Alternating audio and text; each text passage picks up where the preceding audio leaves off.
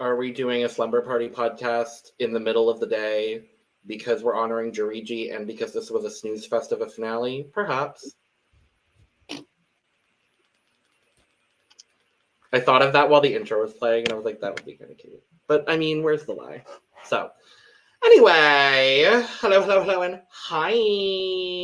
Hola. Bienvenidos a The Cup, the Currently Unnamed Podcast, where we put the real and the tea in reality, and you can always come to us first to quench your thirst.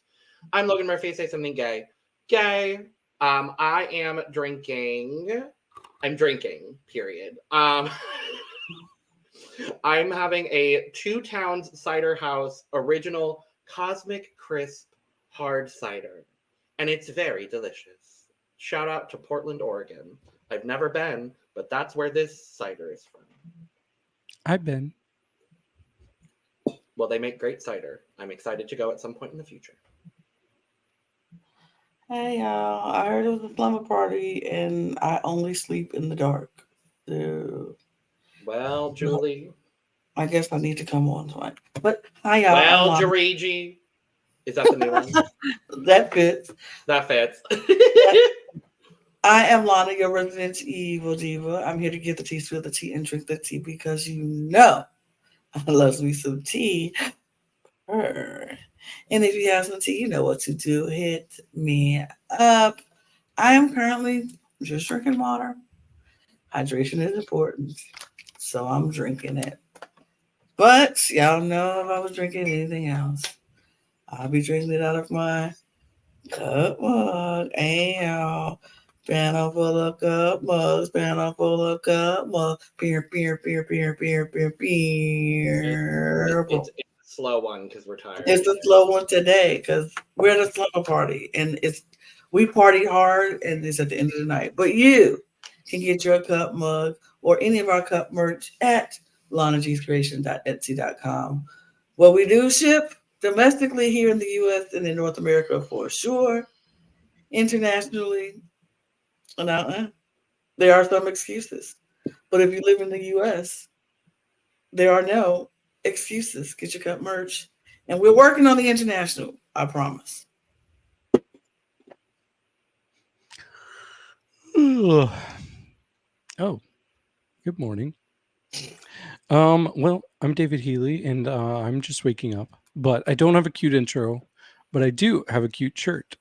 As you can see, I am wearing my... Oh, oops. I'm wearing my Bianca Del Rio shirt. Baloney! Baloney indeed. Baloney! But I am just drinking some water. David, I have a question for you. Mm-hmm. What do you do successfully? Quickly. Oh, that's a Bianca Del Rio quote. I read between the lines. Context, please. Fabulous. So, fun story. I was in Mesquite, Texas last year, and I was going to a movie theater. And I know we probably have plenty of people watching who are from Mesquite, Texas. Oh, but we were at a movie theater, and right by the movie theater, there's a restaurant called Del Rio's. I don't know if it's a chain. It's probably a chain. But me and my roommates, we were like joking that all of the wait staff was like Bianca Del Rio. And they're like, what would you like to order? Quickly. I love that. Baloney! We were just like all like going back and forth, giving Bianca Del Rio quotes for what she would That's say. funny. That's actually kind of funny. Also, I love David's commitment to still having a pillow on his back. It's very fun. Lana and I have walls. David doesn't. I will say, what I said at the beginning of this episode is not true. Don't come for me in the comments, please. We are talking about the finale of Drag Race España All-Stars. No, I don't think it was a total snooze fest. It's just but I have to say, but I'm going to be very honest because what we do here is we put the real in reality. We say we do it all the time, and the tea, but we also put the real. I'm going to be honest. This is probably the most unenthused and the most distracted I've ever been watching a Drag Race finale. Was it bad? All those things considered? No, I don't think it was a bad finale. But we kind of knew where things were going, and that's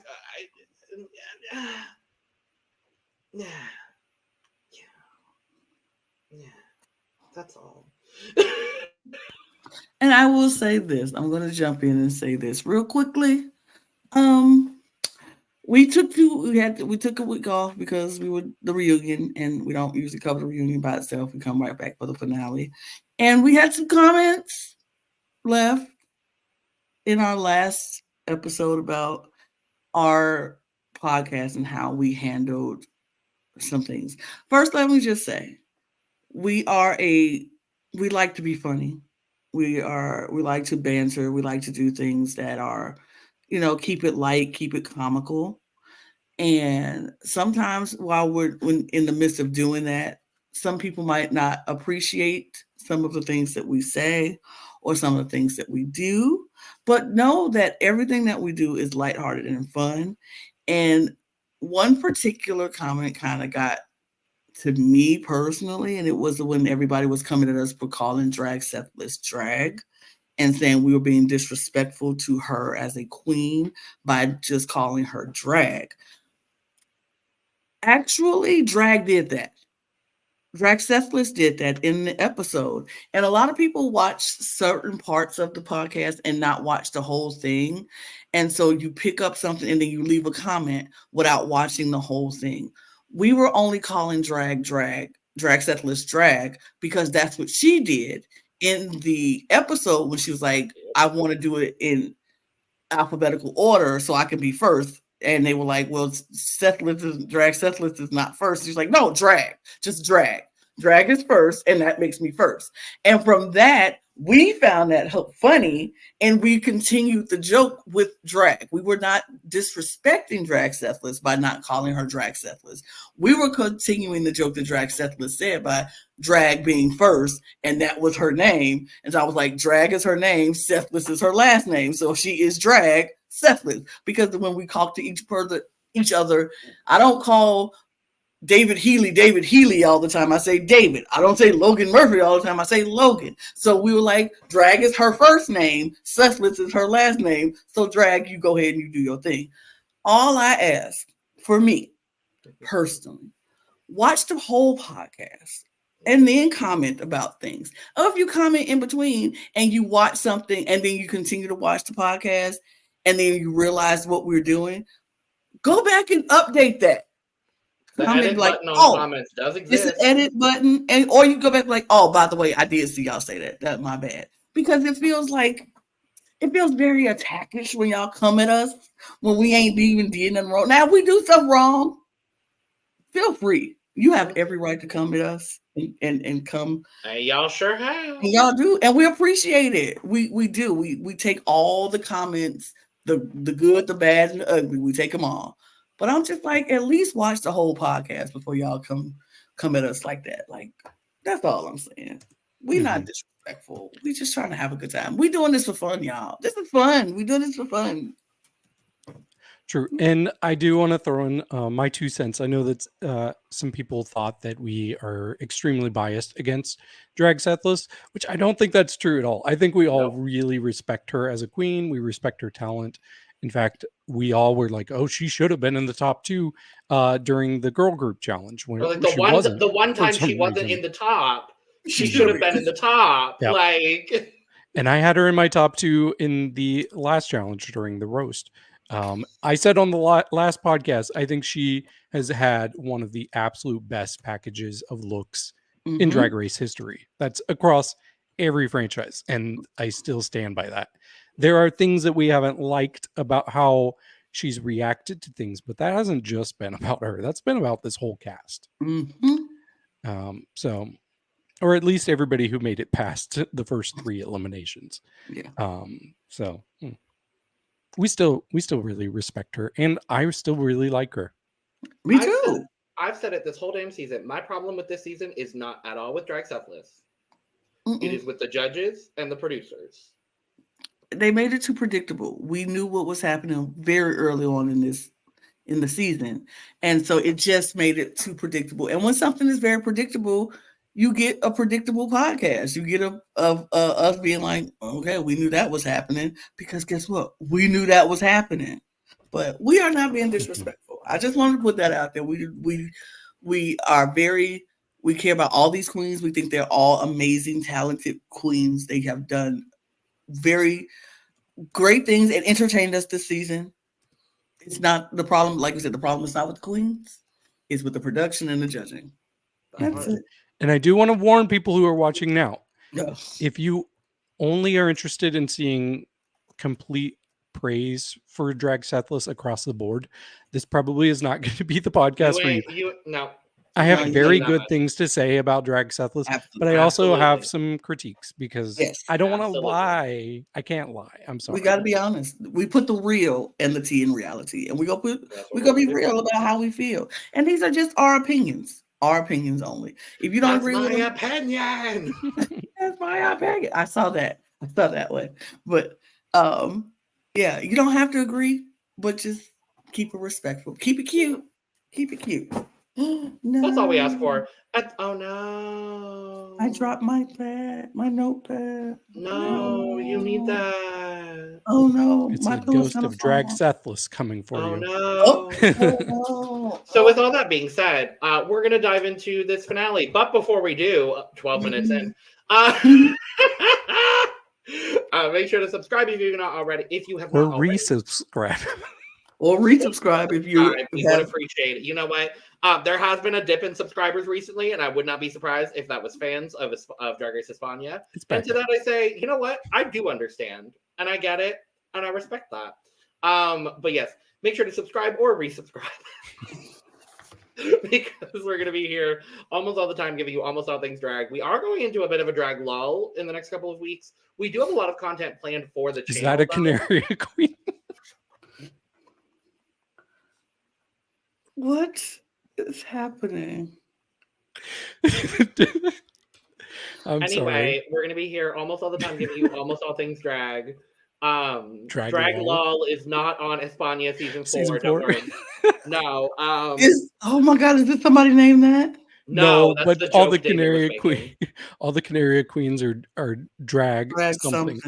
Yeah, drag. Okay. So I was like, we're in a bit of a drag lull, and David said, "Oh, is that okay?" It got me late. I'm like, anyway?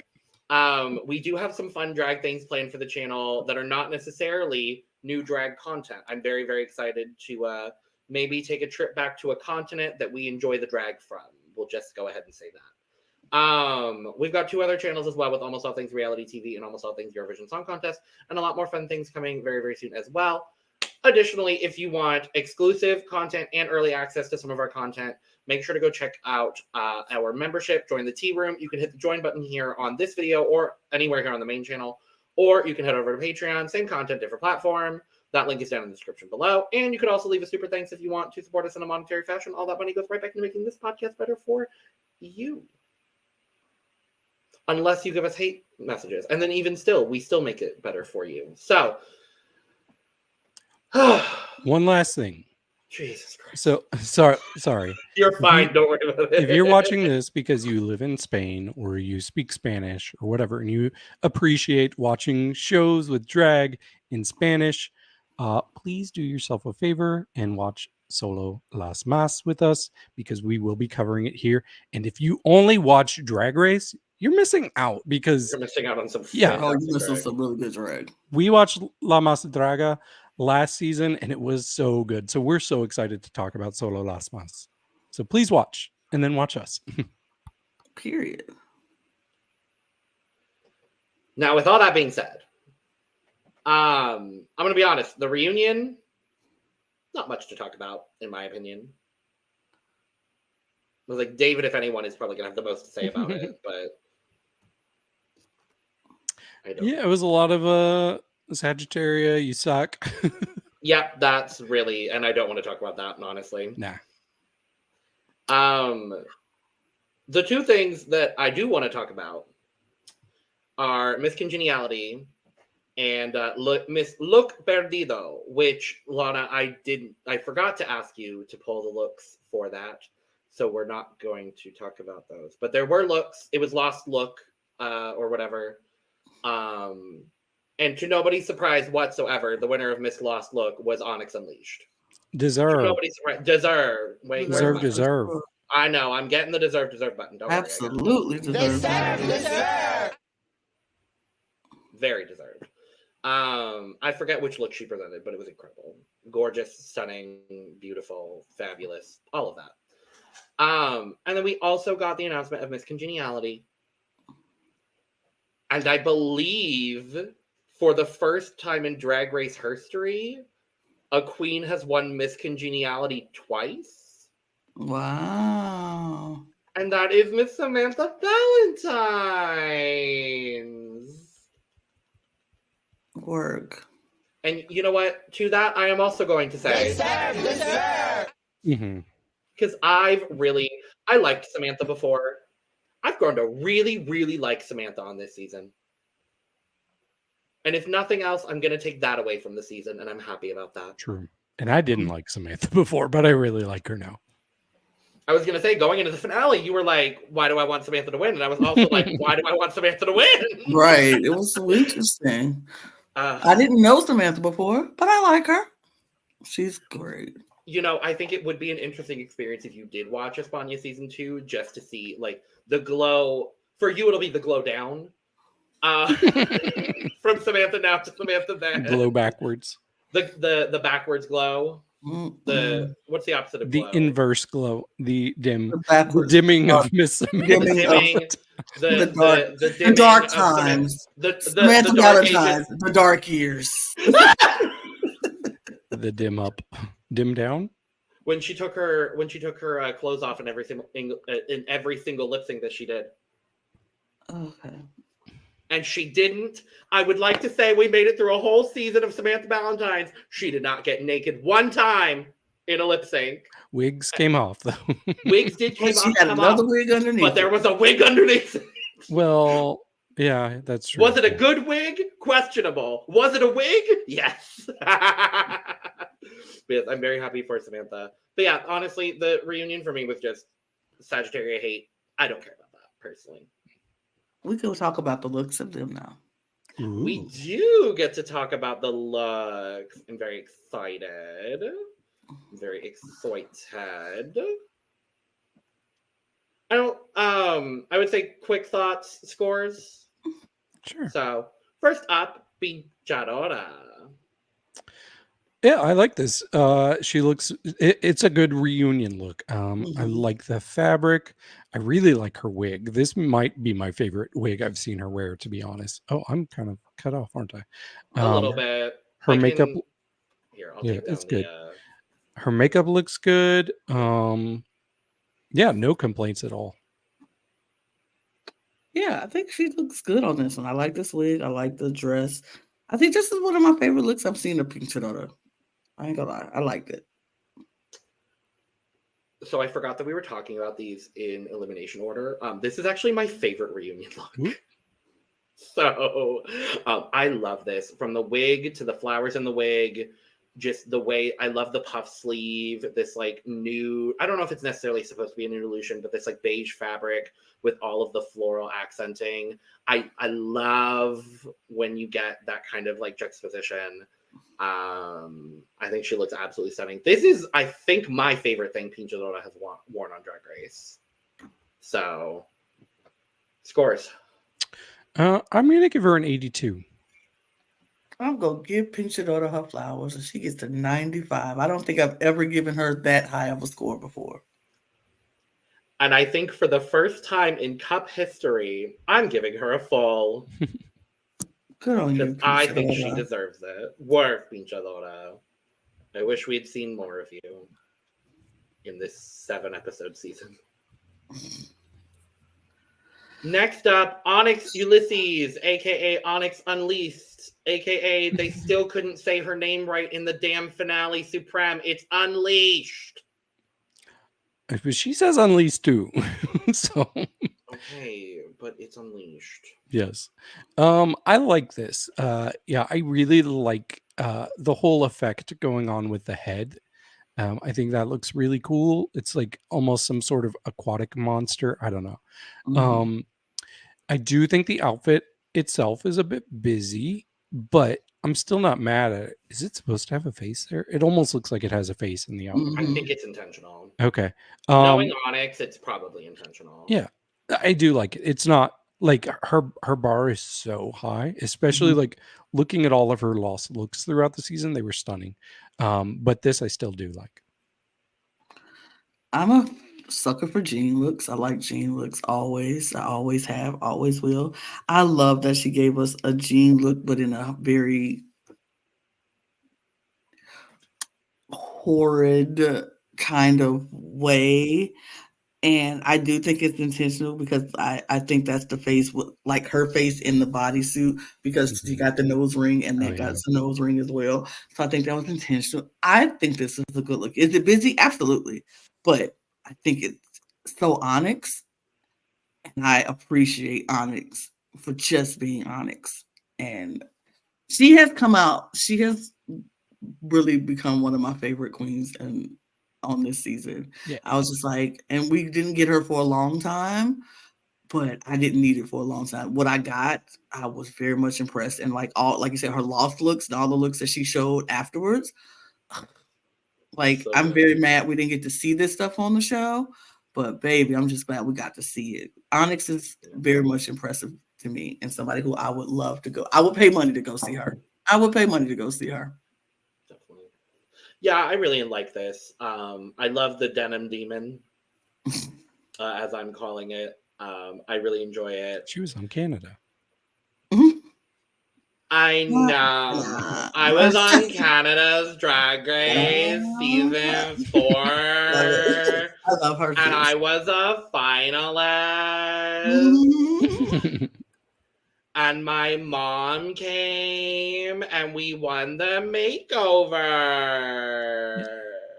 I do a pretty good denim. Not bad. It was a little long. But well, okay. Go back and watch Denim on Canada, and then you know what? I think my impression was spot on. I love you, Denim. Obsessed with denim. I am too. I am not gonna lie. I am obsessed with denim. And obviously, obsessed with Onyx. I think this is gorgeous in every possible way. So, scores 88. Ooh. Oh wow. That's it. Full cup for people who are watching or listening. I gave her a 95 just because of the busyness of the middle of the thing. I do agree with you a bit, David. It doesn't take away that much from me, but I forgot. I'm the one running the slideshow. Next up, Pakita. This is good. This is probably. Is this my favorite thing she's worn this season? I don't know. It's up there. Probably this season. Well, she didn't get to show that much of this season, to be honest. True, but I really love this wig and everything going on with the like head jewelry. I don't even know what you would call that. Yeah, it's simple, but still very, very pretty. Man, she deserved better. I wish she had been on like All Stars 2, but she still looks really good.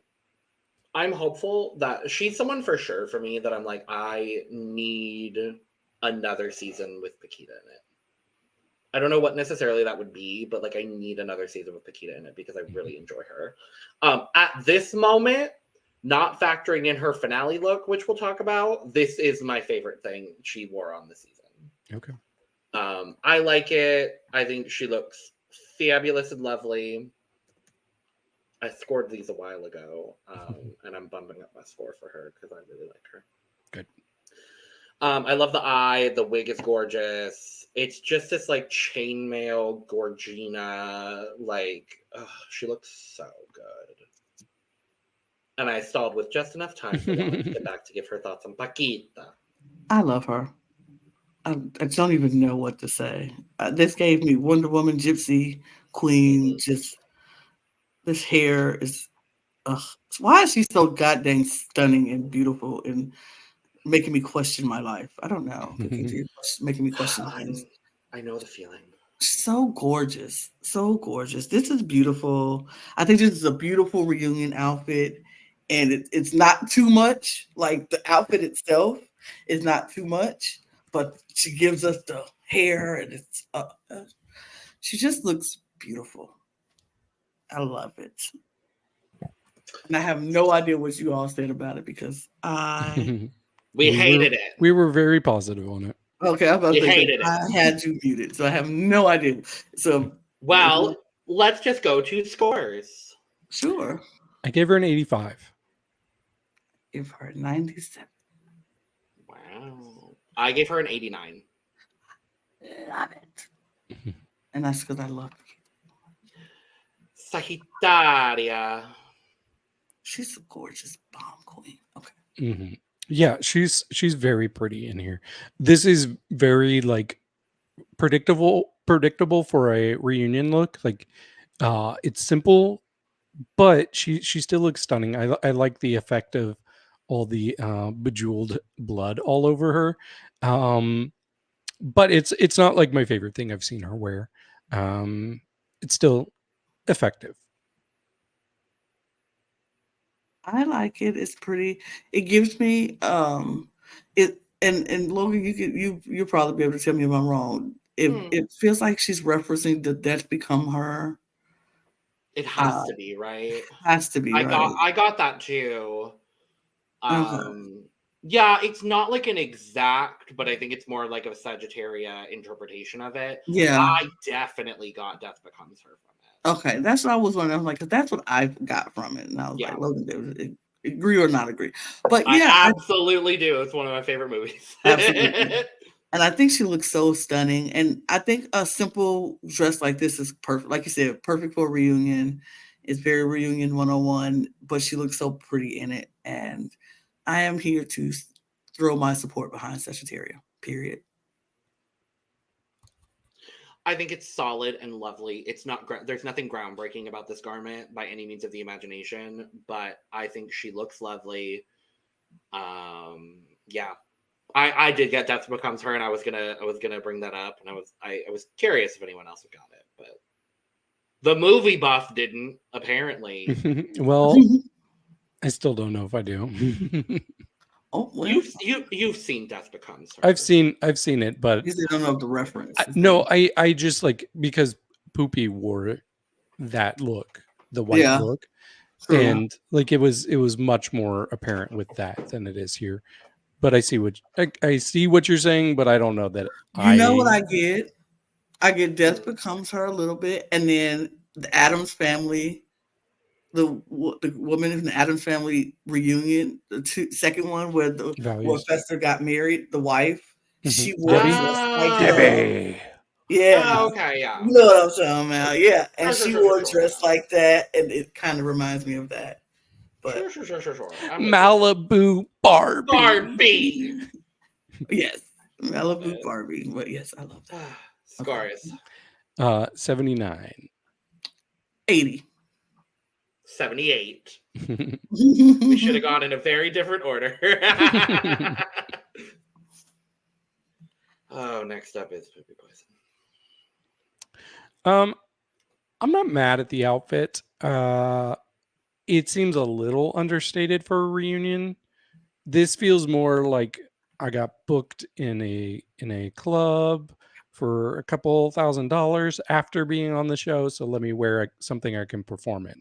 Mm-hmm. So I don't know. I would have liked to see her elevated a bit more, but I do not like this wig. No, I don't like it. It's too like, okay, I appreciate having a rainbow wig, but it just seems too, I don't know, unfocused, you know? It's just kind of random colors everywhere all at once. Nah. Absolutely. Yeah, it's the rainbow wig. The outfit itself is, like you said, very performance outfit. Very much like if we saw this at a club, we'd be like, "Yes, queen, word, perform, do your thing." This wig, it's just very amateurish looking kind of wig, like an everyday kind of wig, but in all those colors. So it's like not feeling that much. And I don't like the way it's sitting on her head like that, but that's just me. Now, Sorry. Next. Scores. 69. Nice. It doesn't deserve that. I was gonna give it a 65. Played. Oh. Because I haven't done that this season. You know, I saw you change your score. That was an extreme change, Logan. I sure did. Yep. Because when you said it doesn't deserve that, I'm like, wait, mine wasn't that. Oh, we're keeping up with these scores? Oh, no. You know what? You know what? I will give it the original score that I gave it because it is a polished look. I just don't like it. I gave it a 64. I didn't know we were keeping up with these scores, so I hope it's okay. I'm writing. Oh, don't worry, down. David's doing it for you while we're both good. While we're both in the document at the same time. I did not write these down. 0. Usually I write them down and don't worry. David's got you covered. I was gonna say we, but that's not even we. David. That is why David is my husband. He look out for me when I don't even do it. Next up, Samantha Ballentines. You know, this is gorgeous. You said Pink Chadora was your favorite of this reunion. You know, it's really close. Yeah, because I really like this. Like this is so good. Like I love the colors here. I love the ruffling. Like she could have done this for the look a couple of weeks ago. Like this feels like it would fit. And I know that it was specific to this specific person, but it feels like in that family of looks. But yeah, this is stunning, and her face looks better than ever. I wonder when they filmed this, because it clearly must have been. It had to have been, I'm assuming, between the reunion and the finale. Between the reunion and the finale, or between the final 4 episode and the finale. Okay, see, I didn't think that at all. I thought this was filmed after the finale. Oh, okay. Like months after. In fact, I was like under the impression, based on how they were talking, I was under the impression this was filmed like a few weeks ago. Oh, I don't know. Yeah, I'm not sure, but it really feels like there's a glow up here that I've seen even since her glow up. Because this is the best her face has ever looked to me. Mm-hmm. I love this. This is my favorite look of the night on this one. For the reunion, I was like, oh, I felt like this could have been her finale look, and I would have been like, yes, mama. Like, this could have been her I think it should have been her finale look, because this is so stunning. The silhouette in this is so beautiful. Her face is gorgina. This wig is perfect for this look. Man. The detailing of the beading on her chest too. Yes. Like, I like it that it's like creating a pattern. It's like usually we just see it kind of speckled on there. Right. But there's so much thought into this. And she didn't do the nude illusion. She just gave us a see-through shirt, which I'm just like, okay, work. And like her breastplate and skin matches so good. It doesn't distract. It's not like, man, this is so good. The detail in this jacket and the detail in that skirt. Man, okay.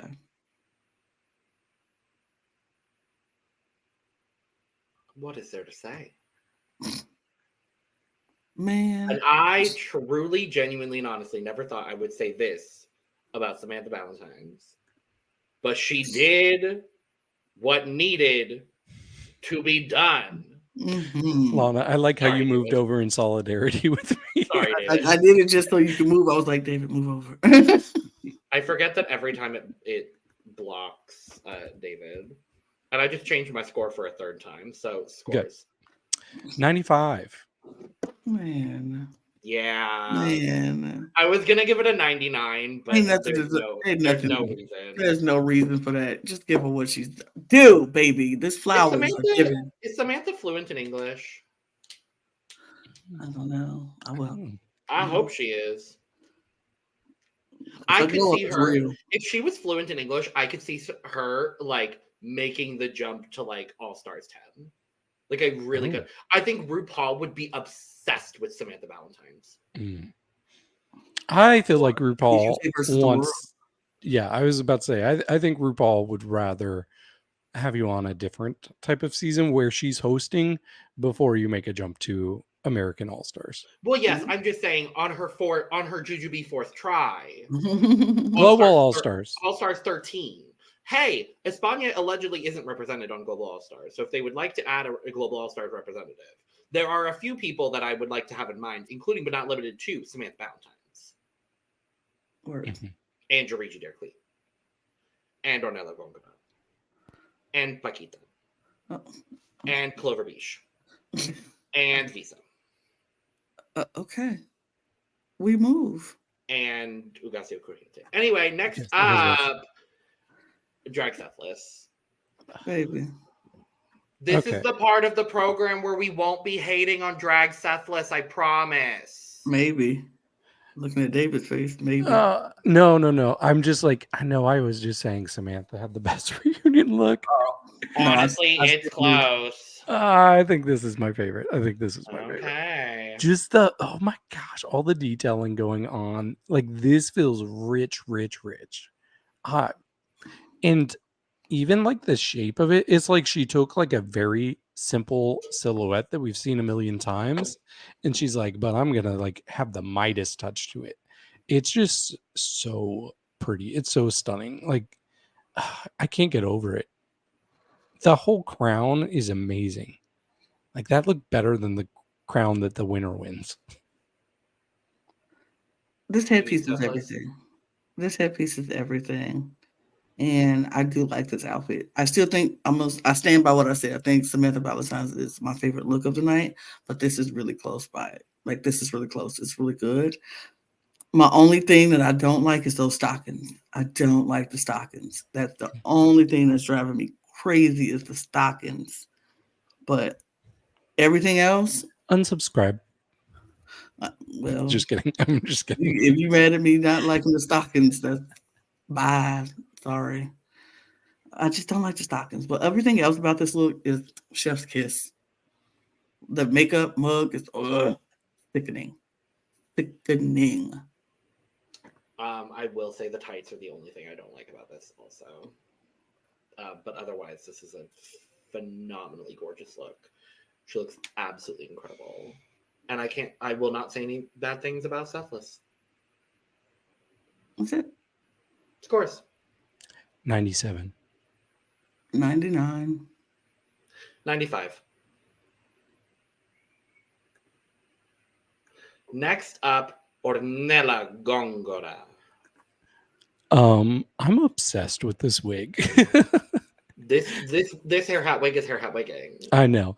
She's she used all of the juices available from Ben Stiller in There's Something About Mary. That is exactly what I thought about the first time I saw it. I was like, that is nothing but She's like, I'm gonna need some more.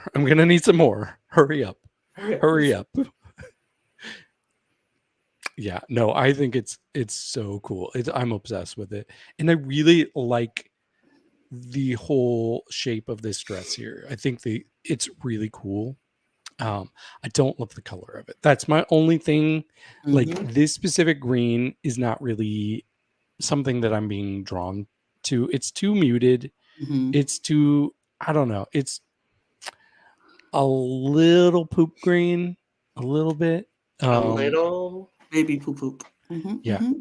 But I still, like, if this was in a different color, it would be absolutely stunning. And it still is very good. It's just the color is really throwing me off. Yep. I love the wig so much, but I agree with you about the color of the dress. I like the dress. The dress itself is a beautiful dress. I just don't like the color of the dress. Mm-hmm. And I don't know if I would want, at first I was going to say, if she switched the color of the boots to the color of the dress and switched it back around, switch the colors, I would like it, but I don't know if I want that dress in all that pink. So no, I want this in like a light yellow or like a blush color or something like lighter, so that way all of the different layers of the tulle can stand out kind of separately and like as one unit. Mm-hmm. Yeah, I agree with it. I think the construction of the garment is phenomenal. I don't love the color, but I do like the color on her. I think on her it looks good. I don't get the boot with it, and the hair hat wig is hair hat wigging. I don't know what this wig is. I don't really need to know what this wig is, but I'm living for this wig. So, scores. I'm still going to give her an 80. We're going to give her an 88. I gave her a 90. Because it still looks good. And last up, Juriji Der Klee. Juriji always looks good. I don't know. I just want more. I want more. At times, I feel like she phoned it in this season. At times, I feel like she was resting on her laurels from her popularity in season 2. She's the person that, honestly, I was the most disappointed with this season. She did well, but I just thought she was going to come in and slay it. And it just felt a little lazy all season. And this feels lazy too. Even the makeup, I'm kind of getting tired of. It just doesn't feel elevated enough. And I'm making it sound like I hate this, and I don't. It's just, where is the growth? And we've seen it in some of her looks, but this just feels, I don't know, way too casual for me. One of my least favorites of the reunion for sure. I agree. I thought this was so typical. Like, it's just a bodysuit with some fabric flowing behind her. She had it, wrapped around her. I was like, it's cute, very Playboy bunny-ish, but like, more. I need, and I agree with you, David. I think she rested a lot this season on her popularity, on her beauty, or her laurels, because a lot of times her looks are, you're like, oh, those are nice, but they weren't anything spectacular. She had a few spectacular. She had some spectacular looks. She definitely had a few spectacular looks that I was like, yes, girl, yes, mom, yes, queen, do that. But then it goes from spectacular look to okay, spectacular. Oh, okay. It was very up and down with Juriji this season. Nothing very solid. And this one, I was like, she had an extra bodysuit, and she was like, okay, give me that piece of fabric. I'm gonna go. That's it. Yeah. I will say, I think I feel the same way about Juriji. This is the third time now I've brought up this reference with Lana in the last 2 days. But I feel the way that I feel with Juriji on this season is the way that I feel about Hanaconda on UK versus the World right now, and about Dawn on US season 16 right now. She is a phenomenal queen that brought a great package to this season on a season of very, very talented girls that brought a lot of fantastic looks and a lot of personality to the runway. And so I feel like in a lot of ways, she faded a little bit. She still did well. I agree with you, Lana. She had her spectacular moments, and she deserved both of the wins that she got. But I never thought anything that Juriji did on this season was absolutely groundbreaking in the way that, like, I'm going to remember Sethlas's looks from this season for all time. And I'm going to remember, Samantha's comedy, and I'm going to remember Pupi's snatch game. And I'm going to remember Hornella being hot. Like, what am I going to remember about this season from Juriji? Her getting glass in her hand? Like, that's kind of it, unfortunately. And I am a huge fan of Juriji. And if Juriji won this season, I would be ranting and raving. And I would be so thrilled because I absolutely adore her. And she's one of my favorite people that's been on Drag Race. But I have to be honest here. What she brought was not fully up to the level that some of these other girls brought. And she rightfully deserved her place in the top 4. And I'm thrilled she made a final because she was so close on season 2. And quite frankly, if I had my way, she would have been in the top 4. Mm-hmm. Because fuck Marina. And I said that. Not Marina Summers. The other one. The one we don't talk about. But she just was on a season with a lot of really talented girls that brought a bit stronger of a package than she did. And this look is fine. Scores. 64. 72. 78.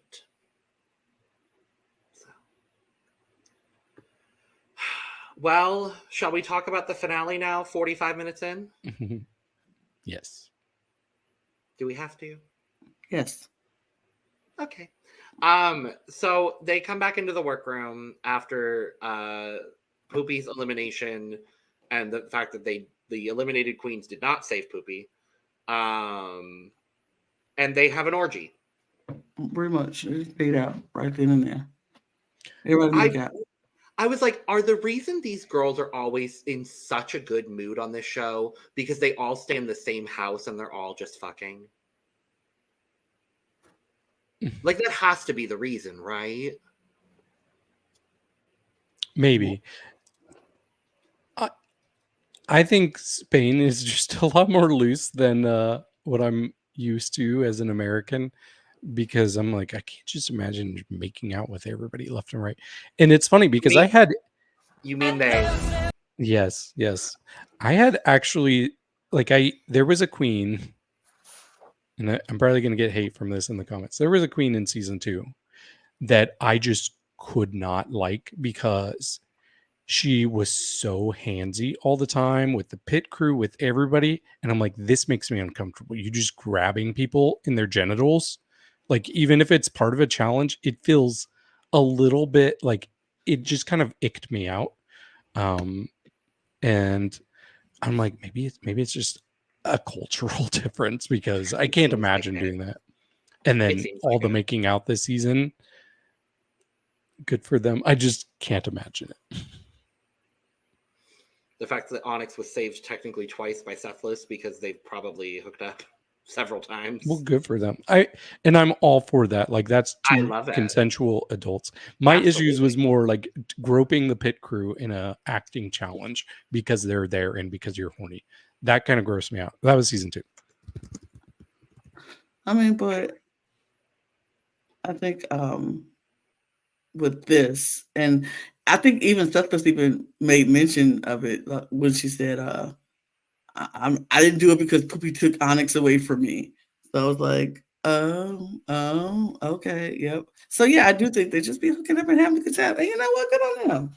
If they want to have a good time, do you? I was like, is Drag Race España the experiment on why we should just have all of the queens stay in the same house, because then it'll keep morale high and they won't burn out halfway through the season like they do on the US?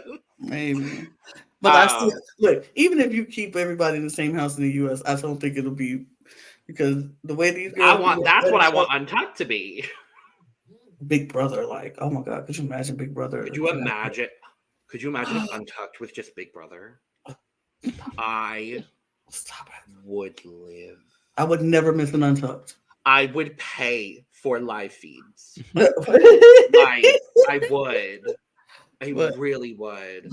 But that's also just because I'm a Big Brother fan. So they come back into the workroom the next day. It's top four, doing top 4 things. Oh my God, finale. And Supreme comes in. And then Anna comes in. And then the Javis come in. And everyone's here. This finale for me was a whole bunch of, hey, guess what? We're a fantastic judging panel, and we're going to show you how talented we are, even though we're not. Well, 2 of them aren't.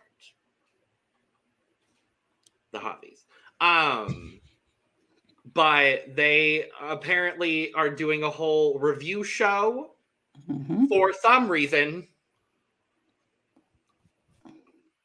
It's not a challenge. Nope. It's not. They're not being judged on this. No. So they made these girls do all of this stuff. Just to do it. For nothing. Anyway. David Healy, I can't stand you. Anyway. So we're all doing a thing. So they have to teach all of the people that aren't Supreme on the judging panel how to do drag. And I was like, oh, is this the makeover challenge that we just didn't do? Right. But then they didn't they didn't make them over. They just sent them back to be made over. But what I love, and I kind of want to pull the photo because I think it would be a cute reaction image. Anna Locking in the Canary Island boots. I was like, you better work. She's a drag queen. Can we all agree on that? She's a drag queen. In the same way that Michelle's a drag queen, she's a drag queen, right? If she wants to be a drag queen, I would like to consider her a drag queen because I really like Unlocking. And I was telling my roommate when we were watching, I'm like, oh, this should be the first cis woman hosting a drag franchise. I absolutely agree. Could you imagine the Unlocking looks if she was the host of this franchise? Mm-hmm. Oh my God, I would love to see it. I do want to say, though, we saw all three of them walk in heels. Mm-hmm. Javi Ambrosi, he did so well, too. Yeah. They were much like, better than Calvo. Yeah. They were like, oh, Ambrosi has walked in heels before. Yeah. We've seen. I mean, and that is obvious. You could tell when somebody who has tried on a pair of heels and walked, because you just can't out of the gate put on some heels and be like, doo, doo, doo, doo, doo.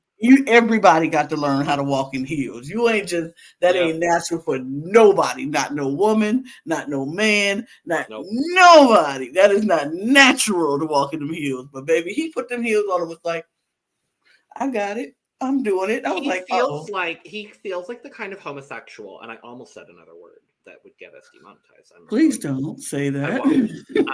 I want to, because that's honestly the more accurate way to describe that man. Let's be honest, no shade.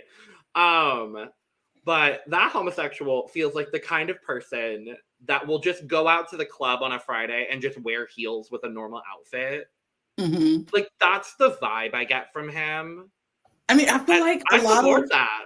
I mean, I do, and I support it. I like a homosexual wear, like you said, just put on the heels with the normal pair of pants. But like a lot of them do because it's usually the platform boot, and it's because like the platform boot is a form of a heel, and if you can walk in a platform boot, you can almost pretty much walk in a heel. And so yeah, I can see him putting on he wears the platform boots all the time. I was saying like I would see him. But I was about to say, but a heel. But I could see him putting on a pair of black slacks and a pair of black pumps. And like a tank top, black pumps, a see-through tank top. Exactly, yes. Like I see him as that. I see them both kind of as those kinds of or people. That mesh top with nothing underneath and a pair of pumps. Yes, absolutely. I'm also that person. So I am not. I would be struggling, to be honest. Yeah, no, I can see David. I would pay good money. We gonna work on that. When I see you next time, David, we putting on a pair of heels. DragCon. I'm gonna bring a pair of heels. What size you wear? We got to bring a pair of heels. I'm pretty sure David and I wear the same size. 10.5. We wear the same size. Great. Okay, there we go. Pair of heels. Period. We'll see. Expect a DragCon vlog that's nothing but David falling in heels. Maybe if we get some super thanks, I might send a personalized video of me trying out heels to you. We're not that kind of channel, David. No, what? I mean, we can be. We can be. We can do a cameo. We can't do that on YouTube. We can't do that on YouTube. No. But we're talking about just David walking in heels. Is very innocent, cute. Very innocent. For sure. Whatever. Y'all know where my mind is otherwise. Anyway, I know, and that's why we are trying to drag you back to this side of the fence, because you are all the way over on the other side. Thank you. I appreciate it. Anyway, guess what? Nothing else really happens. I mean, they just really talk and walk and they have a lovely conversation with them. This episode was a lot of lovely conversations about the top four and lovely conversations about the top four. And the judging panel being like, oh my God, top four, you've made it so far in the 5 episodes we did in this season. So like, I don't care about any of this anymore. But we have a review to get to because the review happens. And yeah. But it was a reason. Well, this is the Supreme look after the fact. After the fact, but you know.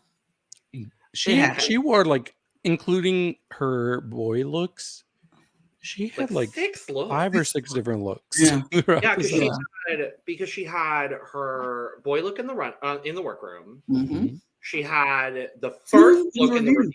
The first look in the review. The second look in the review. This look. The 4 looks. 4 looks. And hey, I gotta be honest. This is my favorite thing Supreme wore on this season. Wait, is the review? Is that the performance you all are talking about? Yes. Oh, okay. They called it a review. That's what they called it, a review. REVUE, not like REVIDEW. But that's what they called it. So because a musical review. That makes sense. Was it musical? This is so good. This is beautiful. I will say this is pretty. Yeah. I like her wig.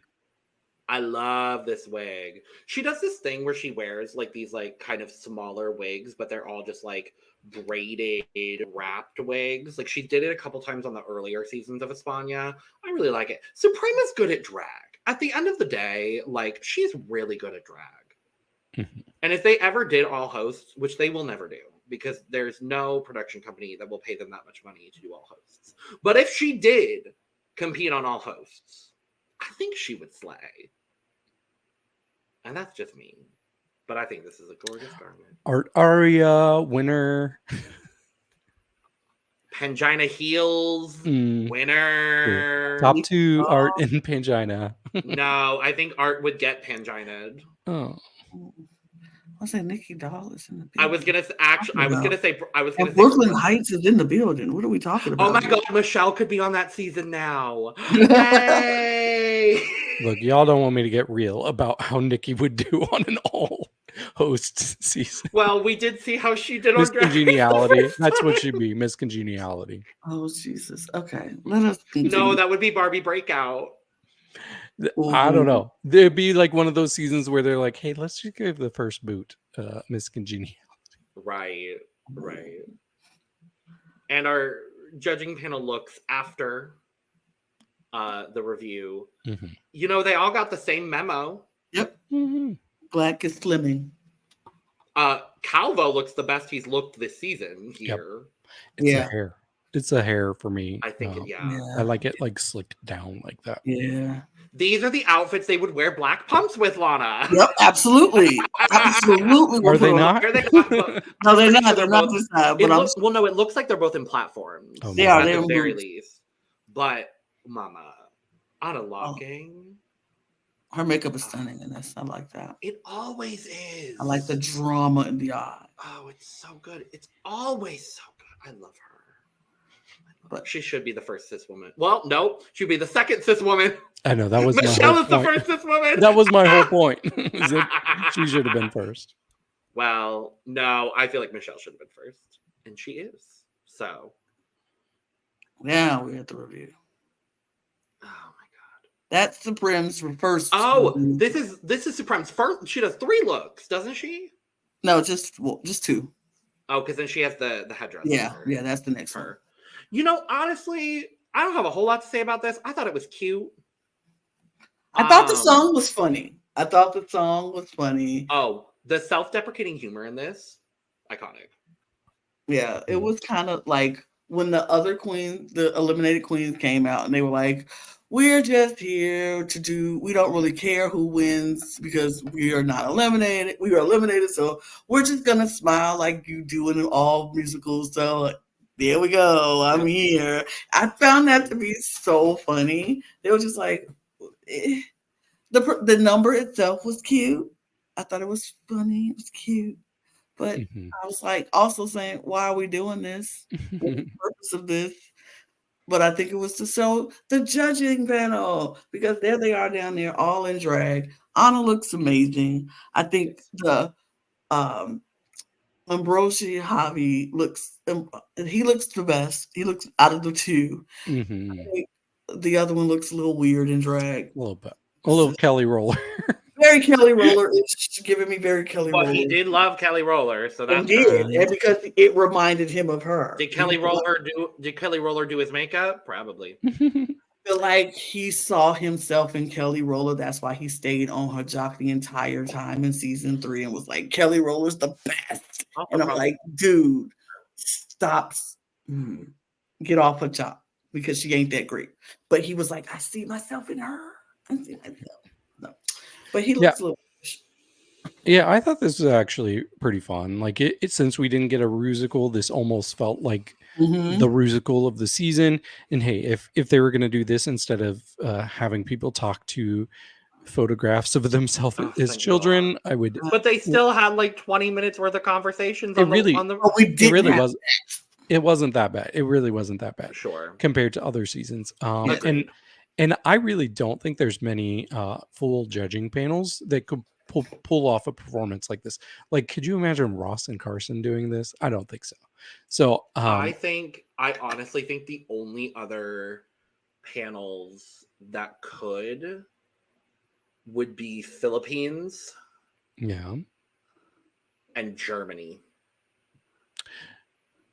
I think Diane Brill would camp it up.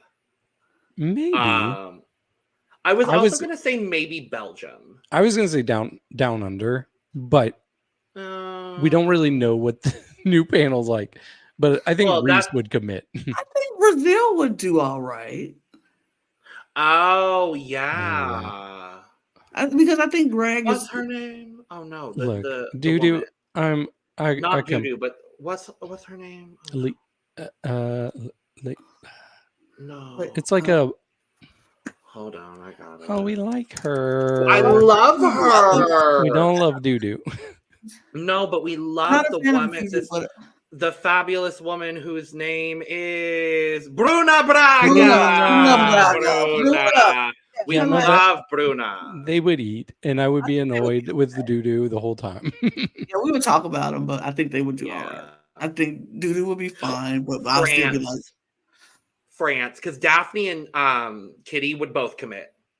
Mm-hmm. Yeah, I think France would do good. Nikki is a good performer at the end of the day. She may not be good at Drag Race, but she is a good performer. So, okay. But yeah, this was fine. Yes, I love that we just ran through all of those scenarios in our head. And then the next one is just the end results. It was a cute color palette, cute performance, cute. And we got to see butts. We got to see a lot of butts. Lots of butts. But that's the Prim's third look. And I think the judging panel did fine. And then the final four did good. And all the eliminated girls did great. My roommate was like, you cannot pull off one of those jeweled wigs unless you're Isis Couture. Oh. I think Supreme looked pretty damn good in it, honestly. I wasn't mad at it. She was no Isis. So. She's no Isis. Supreme Deluxe. She's no Isis Couture. She's no Isis. Oh no. Oh no. Oh my God, Lana, this background on this slideshow is so absolutely incredible. That's my line. How dare you? We literally talked about doing this before the podcast started. So David wasn't on it when we did it. No. Yeah. It's really just. But even though the category was Ole Star Eleganza, it's fine. No, it did say that, but I was doing English because that's who I am. Stop. Speak English. Sorry. No, David. That's what I did. I'm sorry, but that's the category. Okay. But it still looks absolutely gorgeous. Thank you. It's finale drag. The category is finale drag. Finale drag. Ooh. But yeah, even though the lip sync came first, I went on. I didn't think we needed to have that. We could talk about the lip sync part first if we want to.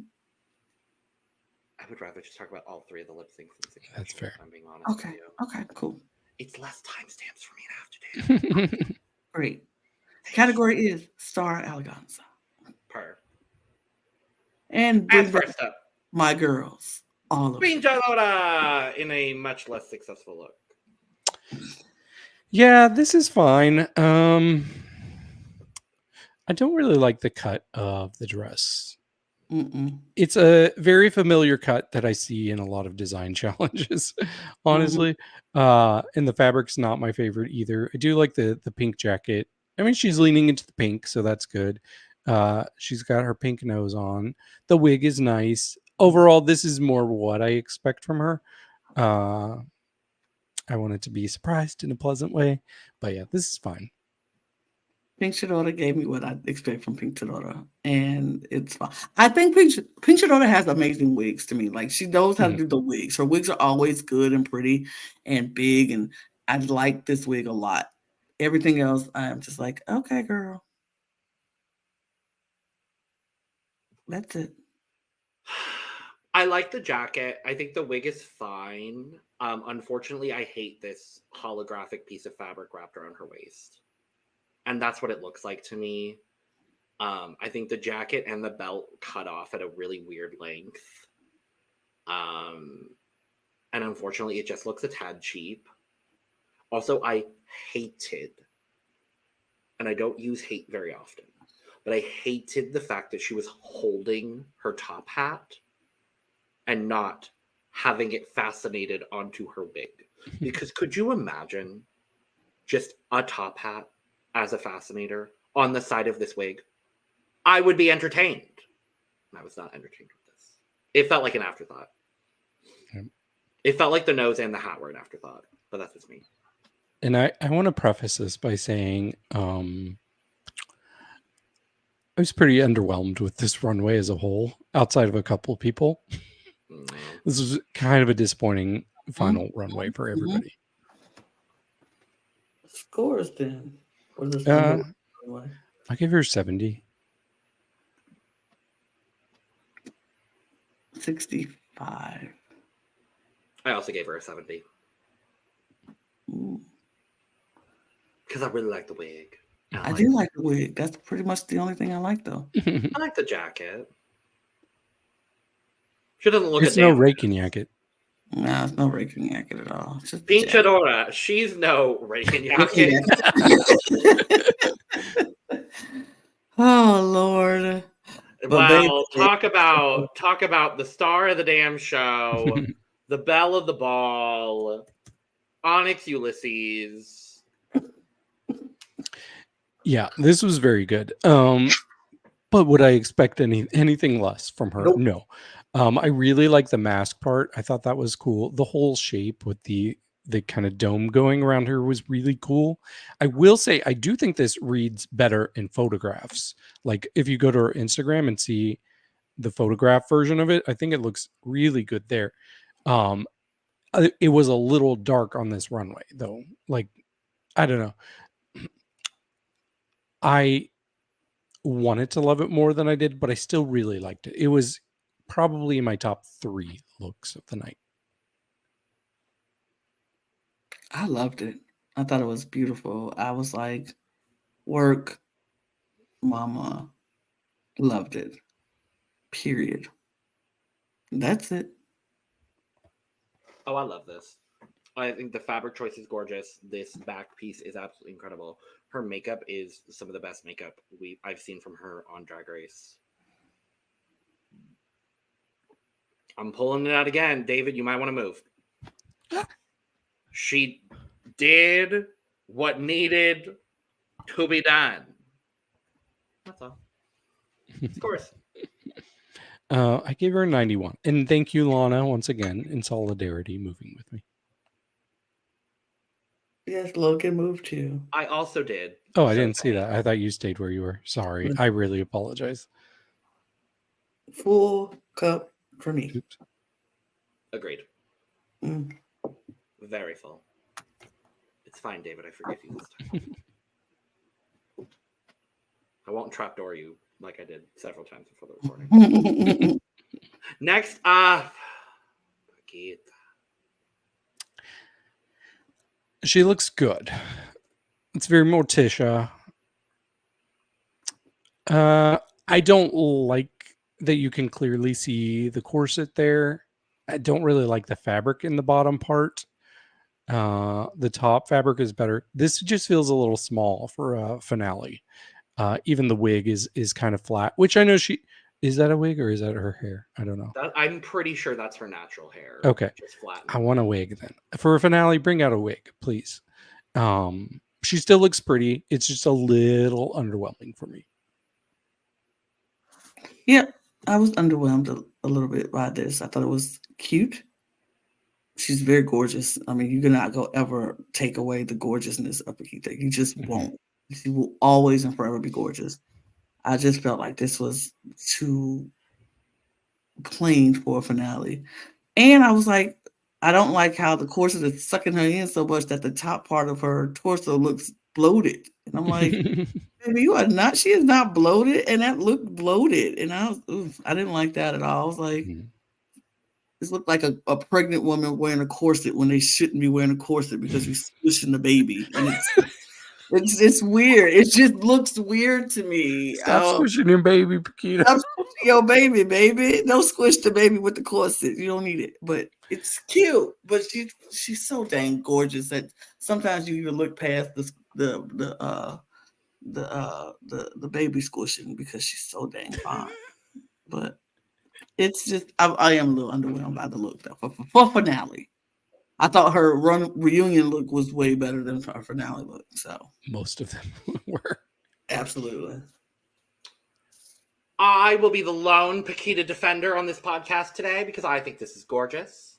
I think this is stunning. I think this is simple but incredibly effective. I don't worry about baby Pakita. I've looked past it. And I think she looks stunning. I don't need a wig because she's here showing off her natural hair. I think she... Logan is turning a blind eye to fetus abuse. Everything. David, you can't say that. That baby's going to come out so warped.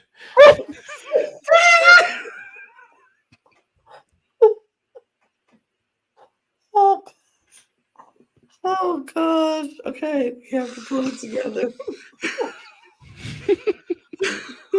Oh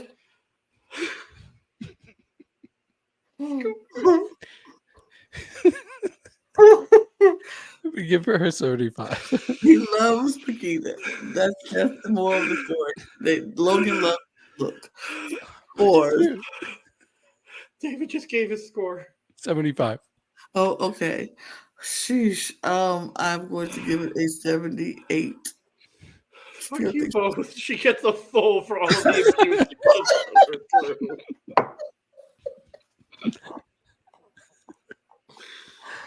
Oh, shit. My Lanta. Oh. And when her kid comes out looking like a pear. David! Why is your head pear-shaped? Why do you look like Squidward?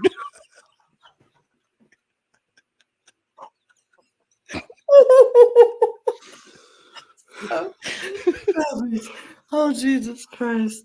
We move, my Lord. Next up, Sagittaria in a really ugly outfit. Oh. Don't do that. It's not really ugly. It's just really ugly. A little ugly. It's a little ugly.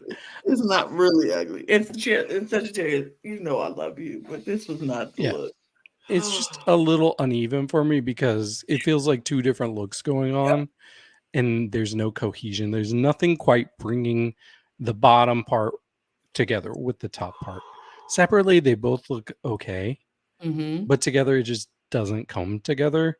It's just a little underwhelming. This is, once again, I feel like that reunion must have been filmed way later when they were, I don't know, on their A game and they had more money to spend on looks, because this is not really worth writing home about. I'm not a fan. It doesn't hit the floor. It's so misshaped. Like I said, no cohesion from the top to the bottom. It just looks like she got, like, I feel like that white is a full dress underneath that, and she just wrapped that blue around. It was like, I don't like. Maybe she had you know how when you wear something and you get a stain on your pants or something, you wrap your jacket around it. That looks like. Oh, She has There's ketchup or something. She stained the white dress and she wrapped that blue fabric around it, because it's just not. It don't look like it goes. It's just not. I don't like it that much. I'm still recovering from laughing so hard over Pakita. Yeah, I don't like this. It's not good. She looks fine, but for me, it's not groundbreaking. Scores. Thank you for waiting until I was done drinking. Yes. I am giving it a 71. I'm giving it 69. Nice. And guess what? I'm the one in the middle. I'm giving it a 70. Next up, Pupi Poisson. Look, these other girls should be embarrassed. Mm-hmm. Sagittaria, Pakita, Pink Chadora. Don't you dare think Yes, about Pakita. You all should be embarrassed because Pupi outdid you all. Pupi looks better. Mm-hmm. This is easily one of the best looks she's ever had on Drag Race. I really like this. I think the fabric is very pretty. It's like that yellow velvet. I don't think I've seen yellow velvet before, but she pulled it off so well. It's shaped well. She just looks regal in this. Like this is, and maybe my bar is just low for her, but I was very impressed. Oh no, I was impressed too. I thought she is. Look, you can look at this picture. She feels sexy in this look. She is feeling herself. She is like whoop whoop whoop. She was walking that runway like she knew she looked good. And when you put on an outfit that make you feel like that, that's how you react. You walk with a certain swagger about yourself, a certain air about yourself that you know that you look good that day. Baby, she knew she looked good in that outfit and she walked it and she acted like she was the most beautifulest creature.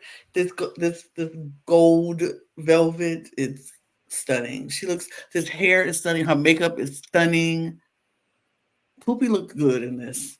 Pupi looked good. I do think Pupi looks good. There might have been some other looks I preferred. Pakita. But I think this is very lovely. For me, the midsection is a little bulky. And that's the only part that I don't like about this.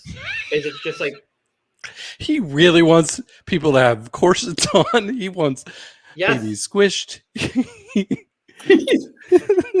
No, what I want is for there to be shape. And you know what Pakita had in her garment? Shape. You know what Pupi looks like? A straight up and down pole body. No. Yes. No. Yes. Like what? A straight up and down pole body. No. She could have cinched just a little bit more, and that's all I'm asking for. She has an outfit where she doesn't need to because she's got that tail kind of jetting out. Like there's a tail on top of her dress jetting out, and she's got this piece with the shoulders jetting out. So it gives her shape. Okay. Scores. No. Did you have a comeback? I mean, I don't want to make you feel like I was like railroading your opinion. Oh, I don't. This is okay. not Pupi Poisson. I don't give a fuck, okay. David. Okay. No shade to Pupi Poisson. I don't care. 89. I would give Pupi I would give her a 90. I think she looks good. And yet in that I gave her a higher score than both of you because I gave her a 91. Well, Juriji. Well, Juriji, come on up. Hey! I didn't know that was coming. I knew it was coming. Come on up, Juriji. Pick up Juriji. Yeah, this is fine to me. I appreciate that she's going with the trans colors. Period. I'm not gonna just automatically love it because it's the trans colors though. It's just a little simple. It's definitely a step up from the reunion look. But once again, it doesn't give me this is my final look on an all-star season, not a regular season, an all-star season. Like this is where you should be bringing your top-notch A game, and it's just a lot of flowy fabric. Yep, this is Juriji saying I didn't win, so I'm just gonna pull this out. It was cute. The trans colors is powerful. The message itself is very powerful, and I stand with that message. The dress itself, a lot of fabric. That's it. I like it. I agree. I think some of the draping on this could have been done better because there are a lot of parts of the skirt itself that look a little like bulky and it kind of just looks like fabric draped on her.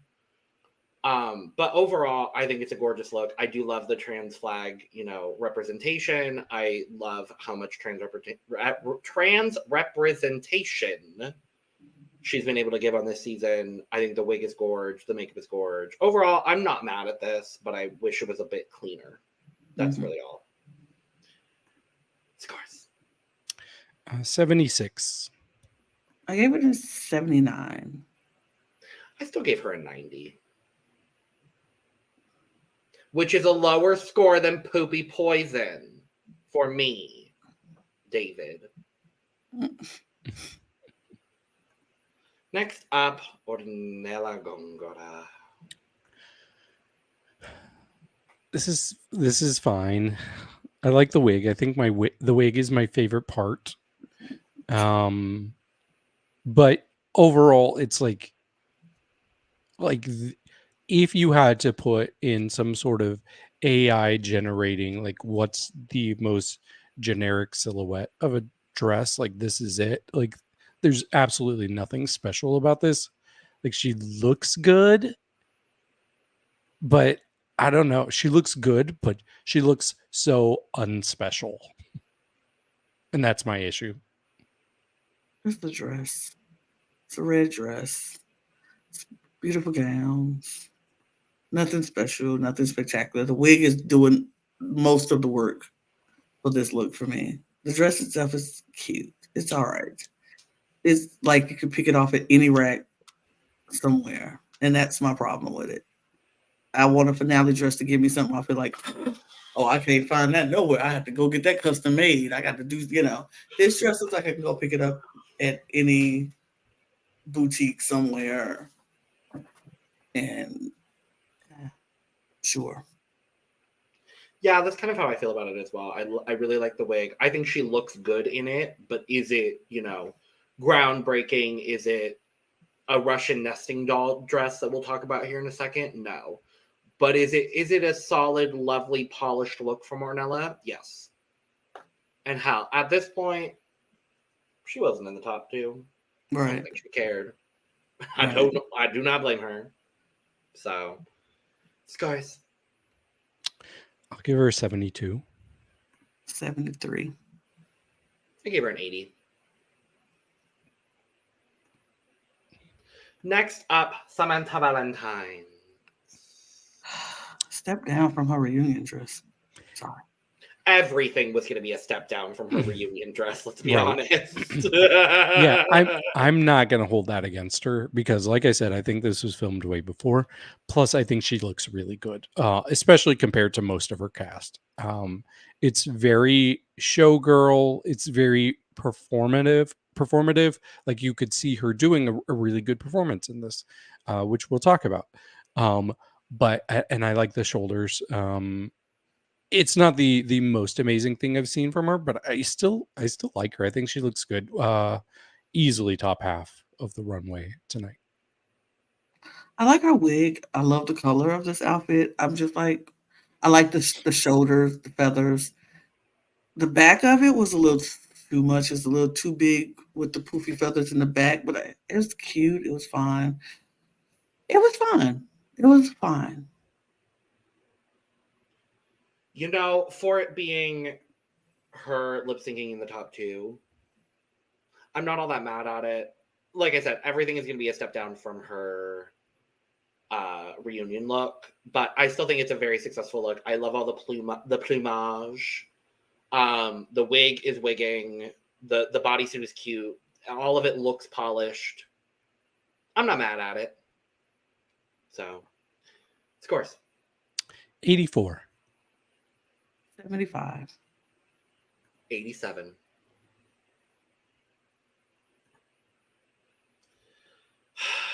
And last up, fucking drag Sethlas. I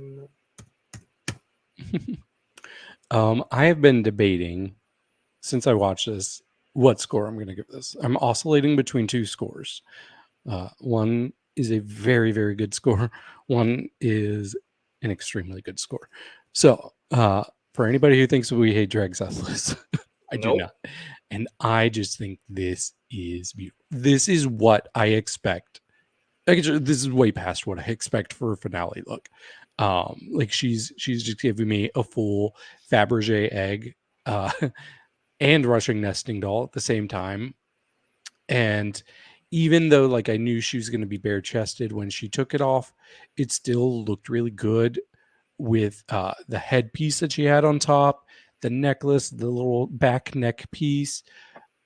This was so impressive. Like, she's honestly, like, I can't think of many queens that have been so consistent with looks that they brought in a season as she has, because they are top-notch looks. I mean, the design on this is so pretty. That blue and all the different designs that she has all over. It's so pretty. I would have loved. Oh my God! I think I would have screamed, cried, and threw up if that skirt that she was wearing was turned the other way around. That's what my roommate said. Egg. If she would have turned that around and had the bottom part, I think I would have threw my phone and been like, girl, because they give me a full egg, Fabergé egg, and I would just die. But what she did was beautiful. This was stunning. It was amazing. I was like, we know what's coming off. I know what's happening. I just want to see what's underneath it, how she's going to come off, and what's it going to do. I thought it was a stunning, stunning look. And I agree with you, David. Nobody came to this competition with the package that she brought. She brought, not made, because her made look was trash. But what she brought was amazing. And I don't know who her designers are, but y'all did y'all big one on this season with her and these looks, because they were phenomenal. She did not miss on the runway on things that she brought. Yeah. She never missed. And I really hope that the standard she brought, I hope that next season Drag Lull is able to bring the same. I hate you so much. I'm going to use the trap door. You so much. Nope, that deserved it. Not the Drag Lull. That deserved it. I was, it took all of my effort. All of my effort. The whole time. I went an hour and 27 minutes of this podcast. And you know what? I'm going to bring him back just so I can yell at him some more. I went an hour and 27 minutes of this podcast without doing that. And you know what? You signed up for this. Okay. Oh my gosh, not Drag Lull. Okay. But yeah, I do hope any Canary Queens will come in after this and use Drag Sethlas as what you need to do in a competition. Because if you can afford it, now we know everybody can't afford to do that, and maybe they can't, but you got to at least try to get to that standard. That's that standard. But she looks amazing. And this time I don't care about blocking David. She did what needed to be done. There really is nothing else to say here. This is Fabergé egg, Eleganza. Fabergé egg, fabulous. I like that because alliteration. I like that. Very good. Very, very good. There's literally no other words that I need to say about this. So, scores. Yeah. It's a full cup. Oh, panel full of full cups. Panel full of full cup. Panel full of full cup. It's rare when I'm here. That doesn't happen here with David on the panel. But okay. That's my first full cup for this season too. Oh, yeah. It is deserved. It is deserved. You know what? We'll pop that out too. Yep.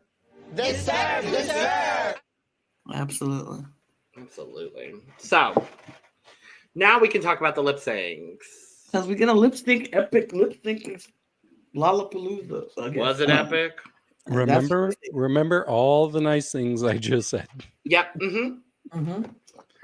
Now. That's why we waited to talk about the lip syncs at the end of this, because just remember all the beautiful, lovely, and very nice things that we just said about Sethlas and Samantha and Juriji. And Hornella. But yeah. Well, they don't have to remember that, because I mean, here we go. So we get them all on the stage, and they bring out the wheel because this is how we're going to decide who's going to lip sync against whom and what they will be singing. So they spin the wheel. Wheel lands on Juriji first, and then they spin it again, and it lands on Samantha Ballentines second. So then Juriji gets to pick between box 1 and box 2, and she picks box 1, and they're lip syncing a song called Pop. Pop by La Oreja de Van Gogh. Mm-hmm. Do you ever wonder why? This music makes you High. It takes you on a ride. Feel it when your Body starts to rock. Yep. Okay. Way that you can't stop. And the music's all you got. This must be pop. Period. Wrong group, but yes, same song. same. That was for you, Lana, and I'm sorry if we get flagged. I tried to rap it. We won't. Or talk it. If we get flagged for anything in this episode, it's not going to be you singing, David. No, not that. It's probably for Oh, I know what it is. Yeah. We talking about a Canadian winner? No, it's going to be you and your fetus discussion. Oh, I can't talk about fetuses? I think we can talk about fetus. I think we'll be okay. Like I say, I think we're okay. That was mostly a joke. Anyway, can y'all tell that we don't want to talk about this lip sync because it was bad? Juriji and Samantha's lip sync. It was a lip sync that happened, and I don't know if Juriji was phoning it in, but it felt that way to me. Y'all, I didn't think she gave anything. And she kind of mentioned in her confession that she was like, this isn't the songs that I do. I do Euro, techno pop or electro pop and opera. This isn't what I do. The other song in this first round, honestly. Right. So she was kind of like, I don't do this. So I kind of felt like she felt kind of defeated in that moment when she got the song. It was kind of like, I'm just gonna be sexy. I'm just gonna do Juriji. I'm just gonna try. I'm just gonna be sexy. And that's what she did. And I was like disappointed in this lip sync because it was very boring. This one it was very boring. And I honestly don't think Samantha did that better. No, like it really was like boring. Yeah, I definitely feel like this is one of the cases, and we have seen this from time to time across, the other seasons that we've seen lip sync finales, where a girl just gets a song. When Bag of Chips gets Domino by Jessie J and just cannot perform that song. When Silky gets Bootylicious by Destiny's Child and cannot perform that song well. I can't think of any other examples. When Shea Coulee got so emotional by Whitney Houston and didn't know what was coming. And slipped, was sabotaged. She slipped on those pedals. Anyway, this was not great, but the right person won. So yeah, I agree. Can I tell you anything Samantha did in this lip sync? I really can't. I don't remember. Like, I'm trying to think of what she did, but I can remember Juriji's more for just feeling like, really, girl, this is lazy. And I've kind of felt that way about all of her lip syncs this season. We've been behind the scenes scoring lip syncs, and she's not scored over a 70 for me in a lip sync, just because they're just kind of underwhelming. Not bad, but just kind of blah. But yeah, I do think Samantha won the lip sync by default, kind of. Absolutely. Which means that Juriji has been eliminated. I was very sad to see this. It did not surprise me at all. Like I said earlier, I'm happy that she made the finale this time because it's quite frankly what she deserved to do as well. So if for nothing else than just retribution for being a finalist, I am happy that she was here. Me too. Then we move to round 2, which was Sethlas and Hornella, and they performed. Oh Lord. Yo no soy esa by Rosa Lopez. This performance was a lot better than the first one.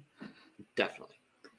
And I felt like this one was more of a competition. This was more of a back and forth, a fight between the two. But I kind of feel like the person who should have won didn't win. I mean, I feel like any of the 3 of these other finalists put against Sethlas in this round would have lost. Yeah. I don't think it mattered. Yeah, but I think Hornella kind of ate this up a little bit. Mm-hmm.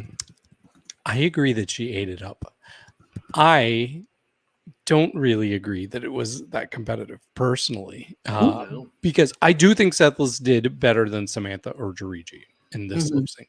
But I think Hornella did so well that it was clear, cut and dry. There's no question about it. Hornella won this lip sync. And was this the one where the judges took a second? Yes. Yes. And it's because they were debating, are we going to be fair? Or are we going to go with our favorites? Right.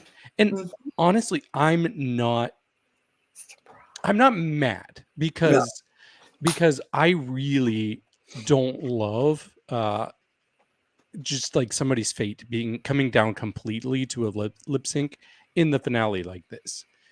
Because I think for Sethlas to get eliminated on a lip sync here, I think Hornella would have to pull a Sasha Velour, like something so mind-blowingly good that it makes up for how consistent Sethlas has been. Or Sethlas would have had to absolutely bomb and not know a single word to the song. True. Like, yeah, and I'm the Hornella hater of this panel. I've never loved her. She's never been one of my favorites. She's not somebody I was excited to see in this finale. She was clearly my least favorite of the 4. Okay, we get it. You don't like her. But she did the best lip sync of any of the final 4. In all 3 lip syncs. All 3 lip syncs.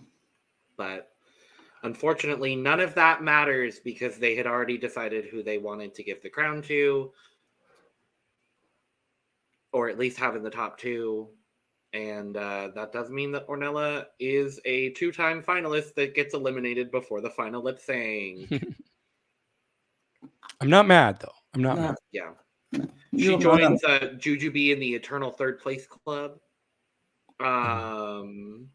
So I was thrilled to see Hornella back because I really enjoyed Hornella on season 3.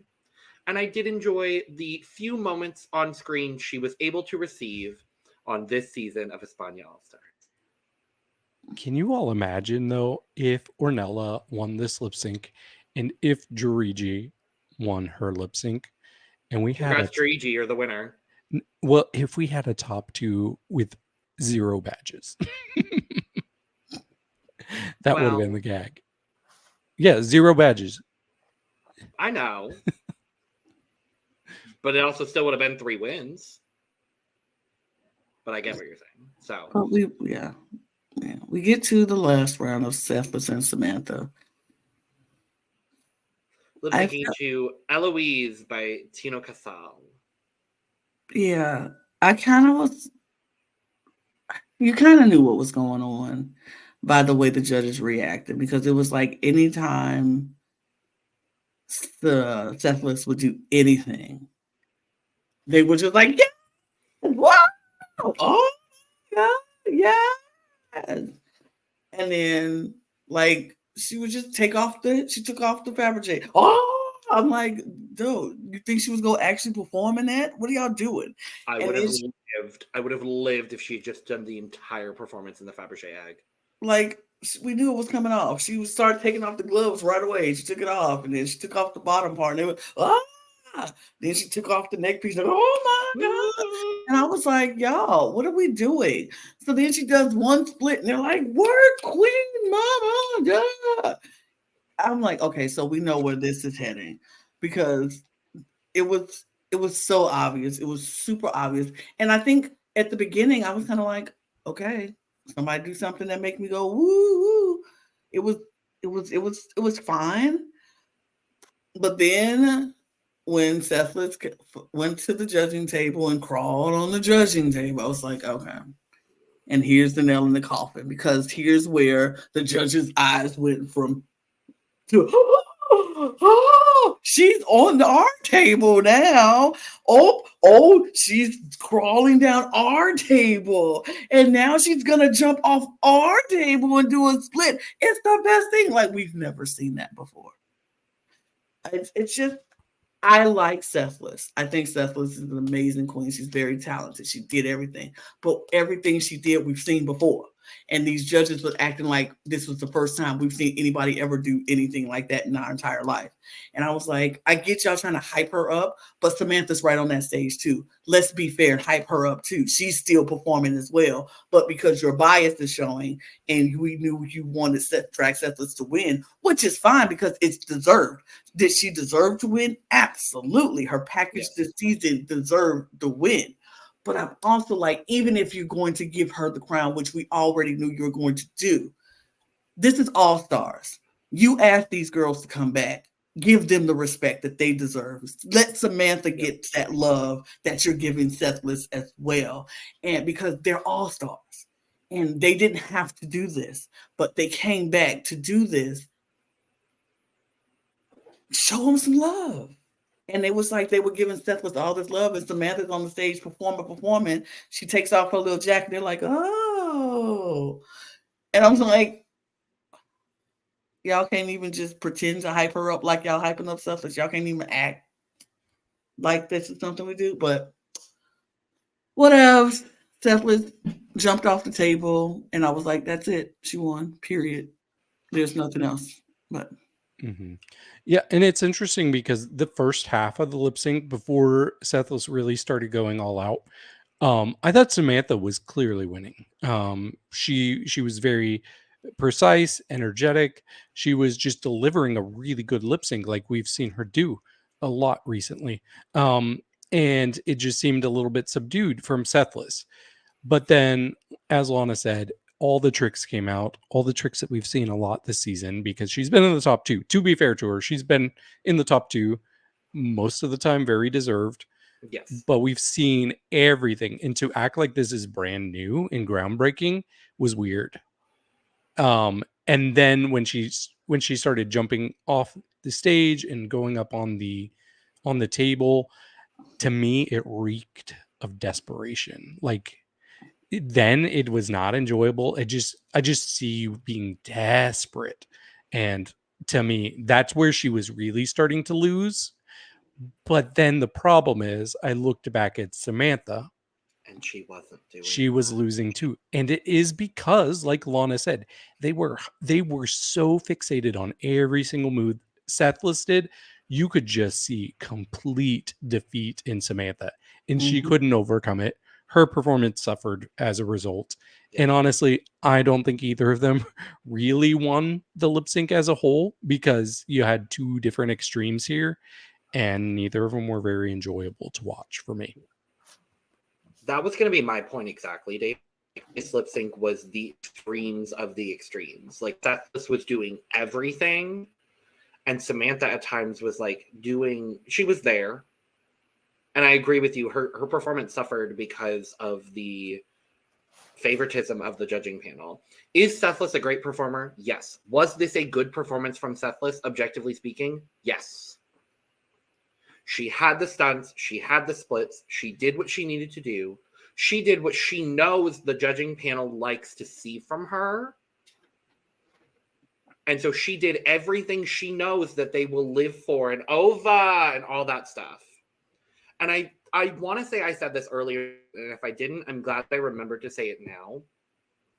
This judging panel on España feels like people that are going to a drag show and judging it accordingly.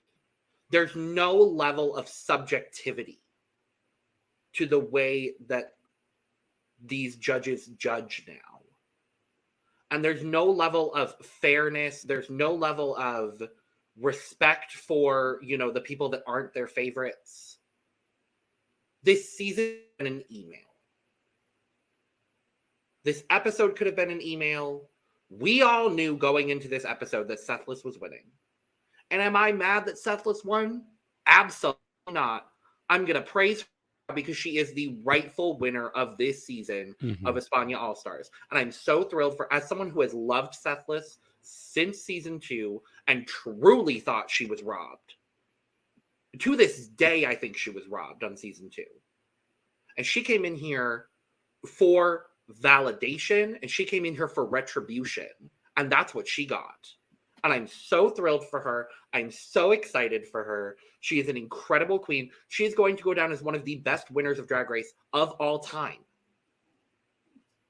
And yet all we are going to remember from this season is the way that the judges favorited her and dismissed 8 other people on this cast. And it's familiar too, because Pakita was my favorite in season 3. I adore Pakita so much. But when you just give her wins when maybe she doesn't deserve them, or just protect her so much, then really it's only a disservice to her, because you're making it seem like she can't handle a challenge, like she needs to be coddled. And I'm saying this for both of them, Sethlas and Pakita, both stellar queens, both ones that I love, both easily in my top of the franchise. But it really just makes fans like lash out at them when it's not their fault. Like, just give a fair assessment. Honestly, if a fair assessment had been done this season and last, we still would have had the same winners, I believe. Same would have won the season. Like, Absolutely. It's frustrating to me. If there's one word to this feeling coming out of this season, it's sour. Because I want retribution for these other 8 fabulous drag artists. Didn't have a damn chance walking the door.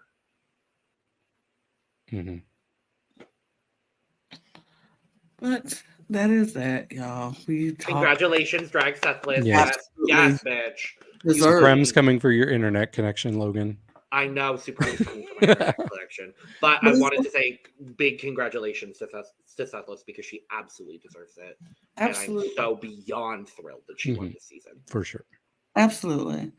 So that's it, y'all. We talked about it ad nauseum. We got it done. Finale is done. España All-Stars is down in the books, but so we're done here. We're done. We got nothing left. But we will be back for. We do have a draft update. Didn't we already conclude that draft update 2 weeks ago? But we have to do it in this episode too, Lana. We can make it official. It's been official 2 weeks ago, but all right. Okay. In third place, Lana had 15 points. Second place, Eve has 27.5 points. And then the winner, with over 4 times as many points as Lana, is Logan with 62.5 points. Did you not put that in there? Like you really didn't. That's so fucking shady. That's so shady, David. No, it's just like, wow. You didn't even have to put that in there. We could have just said the draft update. Lana, I'm so sorry. It's not you. I know who it is. I know who the Shady Boots King is. Who's that? Being shady. But congratulations. Are you the drama? Logan, congratulations to you for winning the thing. You did fabulous. You picked the top. It's because I picked Sethlas. Top 3, basically. The top 3. Literally. So, congratulations. No, well, I had Pupi. I picked the top 2. Oh no, you picked the top 2. Yeah. I picked the top 3 in Belgium. Yeah, true facts. Well, congratulations. So if y'all aren't sick of me winning drafts, guess what? Don't watch the finale of Belgique. Oop! It's all right. Oh, man. What? I don't know the top 3 yet on Belgique. No. We don't know the 4. I don't. 4 of the 3 is him. 3 of the 4 is him. It's Right, Logan. I knew that. I was like, Yeah. wait, did That's you how say we No, know. I it was don't 4? know that that's the That's top all 3. we know. Okay. That's all we know too is the top 4 of the 3 is Logan. So Anyway, thank you so much for joining us for this season of España All Stars. Whether you hated our opinions or not, we're glad you're here. So thank you so much. Love all your thoughts down in the comments below. Even if they are negative, honestly, I would like to hear them because I'm just curious what the perception is. Make sure to subscribe, like, share, hit all the buttons, follow us on social media. I'm doing this as fast as I can because my internet is. I'm about to say, let me do good. it for you. I'll do it for you. Thank you. Yeah, subscribe to all the channels. The Cup here, the Cup TV, the Cup ESC. Follow us on all of our socials at the Cup Pod at TikTok, Instagram, and Twitter. And you can also follow the 3 of us if you like. And yeah, do all the things, hit all the buttons. We appreciate you. Leave the comments. Get your cup merch if you live in the U.S. in North America for sure. Internationally, I'm sorry, we're working on it. And yeah, on that note, cheers, y'all. Cheers. Cheers. Bye. Adios.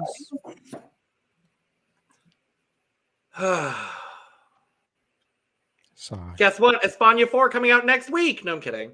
Stop it. Come on, drag along.